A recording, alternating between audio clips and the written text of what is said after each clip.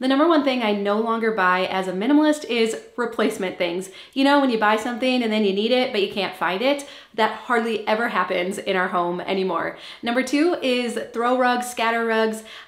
We only have 2 rugs in our home right now. There's one in the entryway when you first walk in, and then we have a large area rug in our living room. But otherwise, we have gotten rid of all rugs in our kitchen, bathrooms, other places. They're just something to trip over and extra work to maintain. Number 3 is magazines and newspapers. Well, probably no one gets newspapers anymore, but magazines, I found that I was experiencing FOMO, or fear of missing out, because you know there's all these really awesome ideas in magazines, recipes, paint colors, new trends, and you feel like you should be consuming that information and then storing it until you can make use of it. It's all too much, so I don't do any magazines anymore. And as we continue to go through this list, the main reason that I stopped doing a lot of these things was because they were cluttering up my home, and then the other was that I realized that they were guilty impulse purchases. They weren't actually adding value, but they were causing me to go into debt. Okay, number 4, trendy home decor. So don't get me wrong, I love to get a new throw pillow every once in a while, and I'll change out some of the pieces on my open shelves, but beyond that, I really don't try to keep up with all of the design trends. Again, this was leading to both extra clutter and guilty purchases, which don't generally feel good. Number 5 and 6 take place in the kitchen. So that is kitchen gadgets and also specialty appliances. What I found was that the infomercials and the influencer endorsements made these items look like I couldn't live without it. These items were gonna save dinner time, except I never used them. And then I felt bad every time I saw them in the cabinet. And so again, they were just increasing clutter in my kitchen and decreasing money in my bank account. Number 7 is bottled water. That's kind of a given, right? But I'll tell you what, minimalism was nothing about saving the earth for me in the beginning. It was about saving my sanity. But as we get into it, we get our house under control, there's more peace, more confidence, like I was saying. Now, making some of these other decisions to help the planet and keep it a better place for our kids, they just come naturally and they're so much easier. So I've talked about before, I love my Owala water bottles, and definitely we don't buy near the plastic water bottles that we have in the past. Number 8, unknown makeup and hair products. So again, influencers, they're really good at telling us that certain skincare and hair products are miracle products. They're gonna change everything.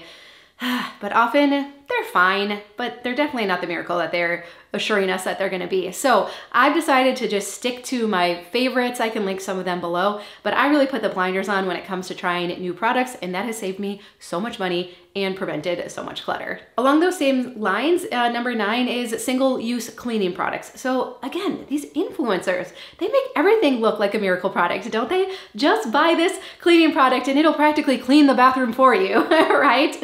Fool me once, but I don't get fooled anymore. Again, I stick to my old faithfuls and they do the job just fine. Number 10, I don't generally give in to impulse buys anymore.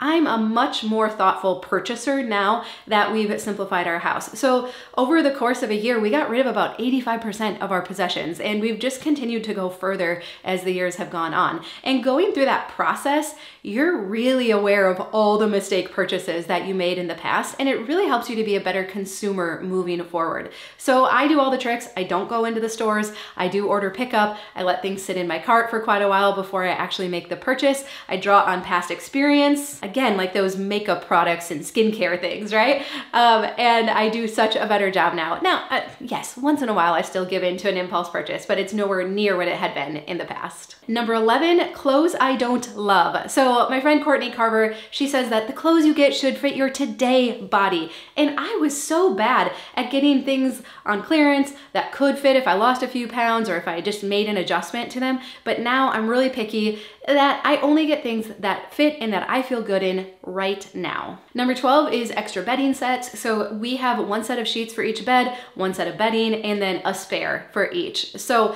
we just launder sheets the same day. You can do that. You don't have to have lots of sets of sheets. You can literally take them off your bed, wash them, and put them back on in the same day. It's awesome, and it's really great accountability. Number 13 is craft supplies. I actually really enjoy it. I used to love crafting, and I used to have all the things for our kids to craft too, until I realized that it was too much inventory to manage, and it had just turned into a big mess, and I wasn't doing the crafts, and a lot of the times the kids weren't either because it made too big of a mess. So now we have significantly cut back our craft supplies, and they are more creative than ever. Number 14 is subscription boxes. These can be really fun in the beginning. You get the first 1 or 2, and it's fun to see the products, try out new things. And then over time, as you continue to get them, it just ends up to be a lot of clutter because I don't know, at least for me, usually there was maybe one thing in each box that I really loved and the rest of it was never actually getting used. So I no longer subscribe to any of those types of things. Number 15 is cheap shoes. I think this comes with age, right? You get to a point where you're like, I can't wear cheap shoes anymore. So I've definitely upgraded my shoes. I try to get good brands, shoes that will last a long time, that fit well and are comfortable. It doesn't mean they can't still be fashionable, but I definitely prioritize quality and comfort now over fashion. 16 is exercise clothes and equipment. So what I like to say is that if you want to start a new habit to be healthier or to work out, first, use what you have to start the habit and then reward yourself with new exercise clothes and gear. So I love walking. That is my go-to exercise. So after I got in the habit of walking, then I rewarded myself with a new pair of walking shoes. And then from there, I would add some new clothes and that.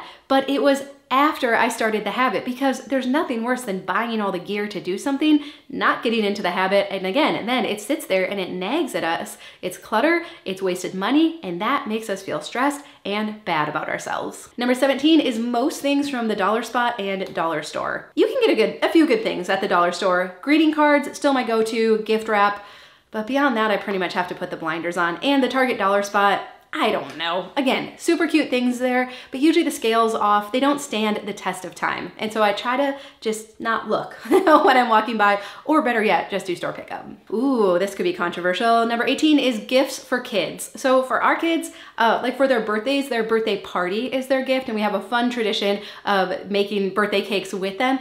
Now, they'll still get gifts from some other relatives, or when we are going to a birthday party for nieces or nephews, or our kids are invited to a birthday party, we usually give gift cards now. And that's because I don't want to bring clutter into someone else's home.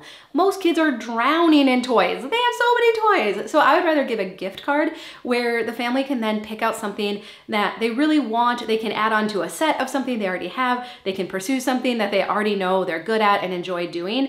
And so it has been so well received. I know gift cards were kind of taboo in the past. I don't think it's like that anymore. Our kids love getting them and they have no problems giving them for gifts now too. Number 19 is plastic storage containers. So this is something you can do over time, is just to upgrade it to glass. You know me, I like to store my storage containers with the lids on, and if you are upgrading, you probably don't need near as many as you think. At any given time, I think we have 6, maybe 8 glass storage containers. When you keep the fridge cleaned out and you know where they all are and the lids fit and everything, you actually don't need as many as you think. So this might be a cheaper upgrade than what you're imagining. Number 20 is multiple cookware sets. I don't need a lot of variety when it comes to frying pans and pots. I just have a few faithful that work and we wash them after we use them. So we're not continually pulling out more. And also, if your set has come with random pieces that you've never used, permission to donate those. It is okay to break up sets. And if you haven't used it in the last year, 2, 3, 5, my mom had something she had had for 18 years and never used. It is definitely okay to donate those things. 21, I no longer buy journals, notebooks, office supplies. I am committed to using up what we have. I know it's fun to buy a new journal and to imagine all of the writing, sharing our thoughts and, you know, the day's struggles and wins, but how often do they just go unused? So I have committed to using up everything in our home before we buy anything new. Now, the next thing on the list is clearance items. And you have to remember that marketing people are so smart. They know by making the sign yellow and implying that it's a good deal and it's a limited time and there's only a few left, you know, that little red sticker on items at Target, they know, they've done their research. They know what gets you to impulse buy. And what I've found over the years is, again, that these clearance items seldom stand the test of time. They're seldom the items that I have for a long time, and therefore I just have to steer clear now of the clearance aisles or the end caps, or definitely the places where they have all those red little stickers. Number 23, back to kid stuff, is annoying kids toys. Did you know that as the parent, you can say no to annoying toys? So pretty much we don't have any toys in our home that make noise anymore, don't require batteries, and that's awesome. The kids benefit and we benefit too. Our kids live in a very noisy and chaotic world. They don't need their toys adding it to all of that mental clutter. Number 24, we don't buy new kids clothes. We go to thrift stores whenever possible. Kids' clothing and toys and baby gear, it is some of the most common things on the earth, the most easy to come by. And so we really want to do our best to make use of what is already out there instead of continuing it to consume new stuff. And number 25 is things that I can't afford, right? But again, we know the guilt that comes when we put something on a credit card or use Afterpay, or we just know we don't have the ability to fully pay for it right now. That causes a lot of stress. And like I mentioned at the beginning, like a big motivation behind many of the items on this list is spending my money more wisely, understanding the guilt that comes when I felt like I was making poor purchasing decisions in the past. And so if you have felt that, again, my hope for you is that we can decrease stress and increase confidence by clearing out the clutter and making less of these guilty purchases. And so again, what pressure comes on us when there is financial strain? Numerous studies have established a clear link between consumer debt and psychological distress. Research published in the Journal of Family and Economic Issues found that higher levels of consumer debt are associated with increased levels of stress, anxiety, and depression. The burden of debt creates constant financial strain, leading to feelings of guilt and worry about future financial stability. But we also, I think for many of us too, we don't want to focus so much on our stuff, right? And research in the field of psychology consistently shows that a focus on material possessions and conspicuous consumption is associated with lower levels of well-being. Studies published in journals like Psychological Science and the Journal of Happiness Studies indicate that materialistic values are linked to higher levels of anxiety, depression, and lower life satisfaction. Constantly chasing material possessions and status symbols can create a never-ending cycle of dissatisfaction and stress, degrading overall quality of life. And again, I think these really go hand in hand, the guilty purchases and then the clutter. I talk about this all the time, but if you'll humor me, I'm gonna say it one more time. Studies have shown a direct correlation between clutter and elevated levels of cortisol, the stress hormone in humans. A study published in the Personality and Social Psychology Bulletin found that women who perceived their homes as cluttered had higher levels of cortisol compared to those who described their homes as tidy. Elevated cortisol levels are associated with increased stress and anxiety. The research is so clear. Clutter, guilty purchases, increase stress, increase anxiety, increased depression. That sucks. None of us need that, right? So what's the solution?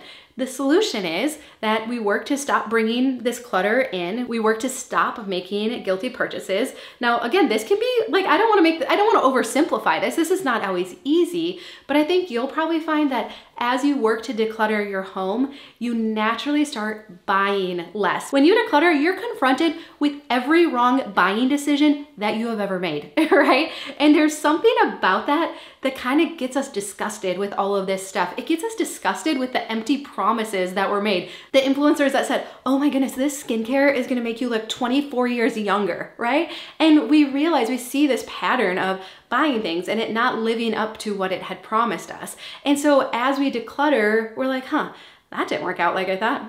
That wasn't a good purchase, right? And it feels yucky. It feels terrible at the time, right? You're just like adding up in your head, like all the money that went out the window. But if you will continue to push through and keep working to declutter your home, you are gonna find that you make much better buying decisions, that things like this on this list, you're like, oh, I could give you 50 more, right? That it becomes very easy, it becomes very second nature. And what happens then? Our confidence goes up. This is scientifically proven as well. When we have a sense of autonomy, which means I can make decisions, I don't have my back against the wall because of debt and guilt and low self-confidence, that now I do believe in myself. Now I do look towards the future with more hope. Now I do feel happier. And if you have kids in the house, that impacts them as well, right? When we feel stressed and down and anxious, that definitely has an impact on them. And again, this is not a shame game or making you feel guilty. This is just saying, hey, this hasn't been working, so let's work to make better decisions and to get our house decluttered, because everybody wins and you're gonna feel so good. So much better about yourself as you get your house simplified and declutter.